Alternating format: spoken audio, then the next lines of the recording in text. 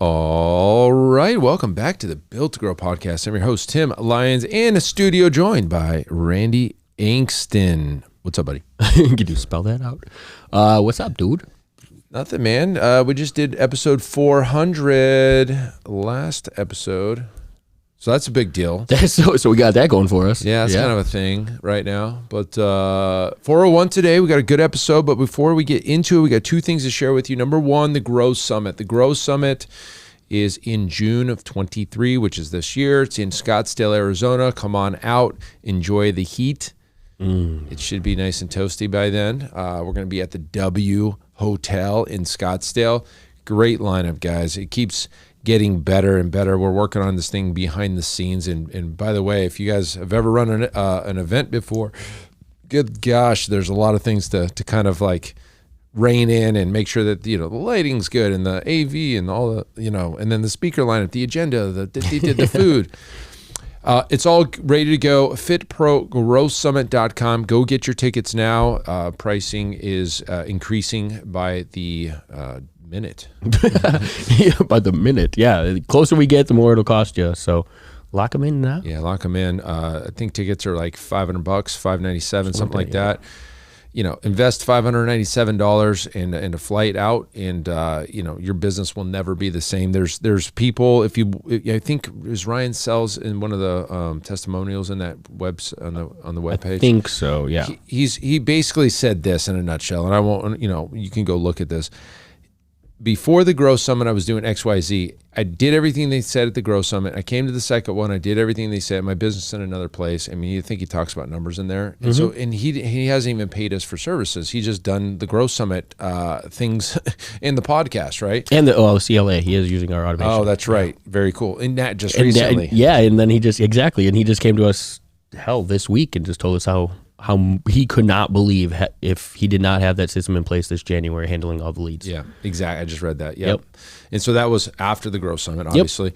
So listen, guys, the Grow Summit is a catapult trampoline to the next level of business. Be there. That's it. If you're listening to this show, this whole show and the whole event is designed to help you, the listeners of this show, period. Guys, and we're guaranteeing that you walk away with value. I mean, we've had that since our first Growth Summit. If you don't feel like you got 5 times the value of that ticket, yes, bring it up to us afterwards. I mean, we'll I know you will, but yeah, bring it up to us. What you have nothing to lose. Yeah, nothing to lose. Happy to refund you if you came to it. If you go to the event and you're like, oh, this was the worst event of all time, no problem.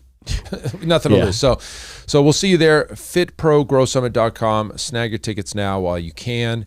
And the other thing was our accelerator program. It's being revamped and it's revised and even better. Yep. So winninggym.com/grow. We'll put those in the show notes if you want to check those out. All right, let's jump into this episode. This episode is the reason why you can't charge more for your services. And this really stems from a few major things. Mm-hmm. Number one is the deliverable of your gym is identical to the deliverable of many competitors' gyms, i.e. classes at one place, people sweaty in a room, and they look at your gym, people sweaty in a room. You call it classes. It's the same-ish thing. To the consumer, it's the same thing. Yep. You know it's different.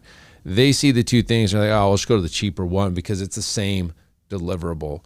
That's one of the major things. There's nothing proprietary about your business and our operation. You don't have in quotes, a program that is just being able to be delivered through your facility.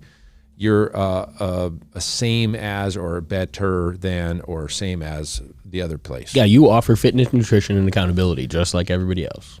Right. I mean, regardless of whether or not you do offer those things, that's how you articulate it. That's what's on your website. It's these 3 things for this value, and you've basically turned that into, it's a transactional type, commodity in that. Right. It's not. There's nothing unique or proprietary, right. And that's where a lot of this value comes in. Right, and we kind of, and I think I may have mentioned this in the past. We kind of got with our coaching team. It was like, listen, let's start back from square one. What are people paying us for? What are we selling, but what are they really, what is the X factor, the reason they're here? Why are they paying us money every week, every month for years? And I boiled it down to the difference between what they can do on their own and what they can do with us. And there's that gap. You know, that's the delta. Yeah. Right? That's the difference between the two results. Because fitness is free, programming is free, nutrition advice is free. It's all free. What are they paying us for? It's that effort increase. Yeah. It's the additional work that they do because of us. The application, yeah. Yeah. So if they were to take the identical workout and go do it on their own versus the coming in here and working with a coach, that effort increase is what they're paying for. And that's what I've kind of like boiled it all down to. And I think you should think about that in your own facility. What are we selling? What, you know, we personally as coaches, you as personal trainers know fitness. You know it, and it's easy for you. And so you kind of undervalue what you're doing.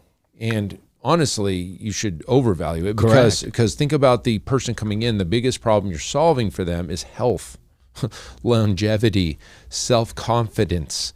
These are priceless things that we're selling. It's not barbell squats. It's not a little sweat bead, kettlebell swings. It's exactly. That's not what we're selling. We're selling the end result and the effort in between. So think about it from that aspect. It goes back to, and we, you know, I mean, hell, we've said it a lot, but it goes back. It reminds me of the MIT situation, right? We live in a. They used to say we lived in a society, an information age. Well, yeah, now we're beyond that because information's everywhere. Like, you know, like the chat GTP thing, like kids in college, guys, you're not going to be able to tell kids in college not to be able to use this. Now we have to figure out how the hell we can grade.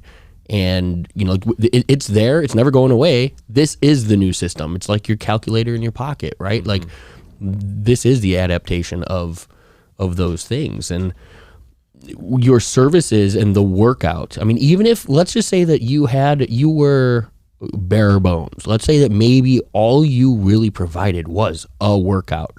Do you do a workout that was programmed by your competitors down the street and you just facilitate it? No. You do something unique and proprietary that's different than everybody else. If you can articulate that, if you can provide evidence on why it's greater than maybe the training down the street, this is where you create more of that intellectual property and versus a workout. And I think that's what allows certain gyms to be able to really push the value of what they bring to the table is there's the idea that what they're selling, the information that they're selling, the application and being able to hold you accountable and get the result for you happens over here in this bucket because they do all of those things better than the competitor. That's where the value comes in. Like you're saying, it's almost like the unspoken stuff, right? The experience. It goes to the experience. Exactly. Mm-hmm. They're not just paying you to sweat in the room or you're not helping them do a barbell curl. You're teaching them why. You're showing them how to do it properly. You're teaching them maybe different programming that challenges, you know, the bicep better than other forms. Like all of that is what they're paying you for. It's the information as much as it is the little, you know, workout on a piece of paper or, you know, in front of them somehow. And that's I think a big gap on why gym owners they struggle to value what they bring to the table because they're looking at competitors and going, oh, well, this is what everyone else is charging for it. Yeah, that's the worst thing you could do is look at your competitors. You don't look at them for pricing. You don't look at them for what they deliver. Just stay in your own lane. If you didn't look at anybody else and you just looked at your own business and try to make that as best as possible, and you never looked around, you're going to be in a way better position because what happens is you start looking at their ads, you start looking at their website, you start looking at their workouts, their equipment, their colors. Then all of a sudden you start doing the things they're doing and become the same. You just threw yourself into competition. Yep. Go the opposite way. You should be so far the other way. Like you look at this facility, we really went the other way because there's nothing around here. It's innovative. Yeah. People will come in here like, oh my gosh, this is insane, right? Like they've never seen anything like this. Yeah. And I would rather be over there, a category of one, than same as. One of my first coaches, the late Bob Proctor, taught me that you can't operate out of both the competitive and the creative plane. And if you're the visionary of your business, if you're the thinker, if you're the thought and the creator, and you're the one that's out there driving the front end of your business, you need to remain in the creative plane, right? You need to be innovative. You need to be looking for ways to change the dynamic of the experience as a whole. What can I do within my four walls that are going to blow the socks off of everybody walking through the four walls, not staring at your competitors and going, oh crap, they're running a new 6-week challenge. I got to get a 6-week challenge out there, because now you're behind the 8 ball. Now you're doing exactly what everybody else is doing. You're putting yourself into competition instead of accelerating further and further away from them. Yeah.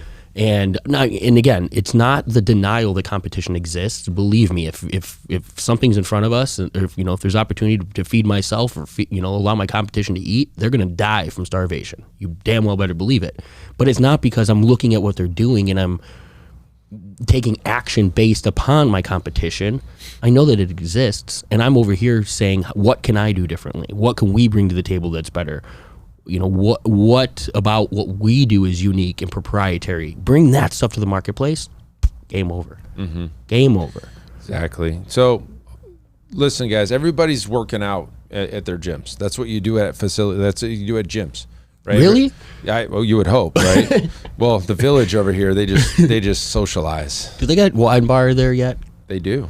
They have a bar and a wine bar and a freaking salon and a whatever. That's not a gym. That needs a new name. Well, the honest truth is their gym, the footprint of their gym was smaller than my other place. Yeah. Of their weights. The area to work out. Yeah. Oh. Well, it's a social club.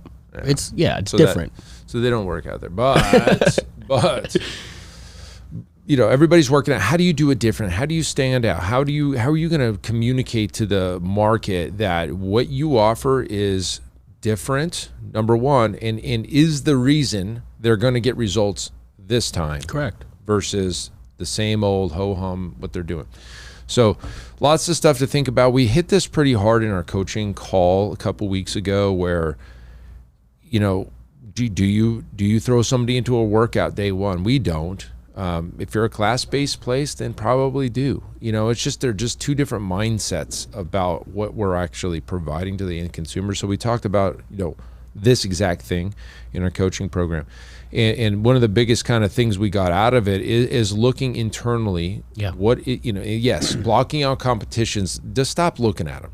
Because whether or not you realize it, you're going to start gravitating to what they're doing because you assume they're doing it and it's a successful play. What you focus on grows, right? Well, you assume they're being successful. I would assume they're not. They're not, exactly. Yeah. I've seen inside the four walls of so many gyms in my day now, even my competitors' gyms. I know what's going on. They ain't doing anything good over there. No. I'm not worried about any of them. So anyways, hopefully this helps. Listen, guys, stop being the same as, be different, proprietary. Your program needs to be a program, not just fitness, nutrition, accountability. It needs to be a program, a proprietary thing. If somebody were to ask you how you get results at your facility and you say, oh, we do this type of training, this is our workouts, and that's where it stops, you need to do better. Yeah. You need to be able to articulate all of those, a little bit more of those kind of intangible, untouched areas of your business that lead to that experience that gets the result as a whole. Exactly. That'll help you, differentiate yourself from the competition. Very good. And something that's differentiating us is our semi-private pro. Yeah, absolutely. We have proprietary software that nobody else has. I mean, it doesn't exist. We built it. Right. Yeah. So we can actually, and that's one of the biggest things that we can talk about that nobody else can do because we have it here. Yep. So something to think about. Not saying go create your own software. And I'm saying that. I mean, I'm just saying what is that thing? And and if it's the same, do better. Right. Absolutely. All right. That's it for this episode. Hopefully that helps you. Start looking internal. Be better. Until next episode, keep changing lives. See you on the next one. Bye. All right. And thank you for listening to that episode of the Built to Grow podcast, where we help gym owners win. Now, do you want to connect with me and other gym owners online? All you need to do is join our private Facebook group, Business Talk with Fitness Professionals. Just head on over to Facebook and type in Business Talk with Fitness Professionals. And when you do, we're going to give you our 10 marketing strategies 7-figure gym owners use to win. I look forward to seeing you in the next episode. Until then, keep building something great.